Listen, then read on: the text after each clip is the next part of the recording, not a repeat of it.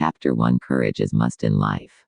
A colony of frogs is traveling across a forest in search of a pond. While hopping around, two frogs fall into a deep pit. The other frogs gather around the pit and express their concern over the situation. As the two frogs try to jump out of the deep pit, the other frogs discourage them by saying how impossible it is to jump out. The two frogs choose to ignore the demotivating words of others and decide to jump out of the pit. They try very hard and put in all their efforts to come out of the pit while the frogs watching from the top tell them to give up.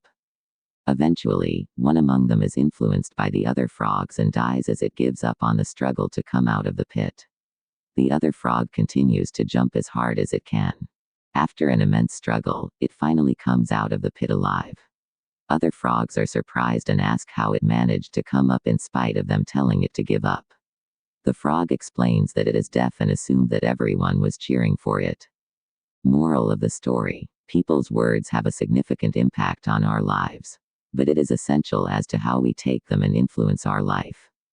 Chapter -2: Dream Big. Lily is a little girl who is shy and reserved, but she enjoys playing soccer. Her friends and classmates ridicule Lily for her interest in soccer. Nonetheless, she is determined to pursue her passion and become a successful soccer player. Every day, after returning from school, Lily quickly finishes her homework and practices soccer. Her mother understands the love Lily has for the sport and supports her in every way.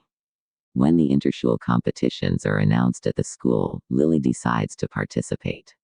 She takes part in the selection trials, and her classmates mock her once again. But they are shocked when Lily performs well and the judges select her to represent the school. Lily's commitment and hard work mute every person who mocked her. Moral of the story: determination, strong will, and focus can help you achieve even the toughest of goals, in spite of ridicule by others.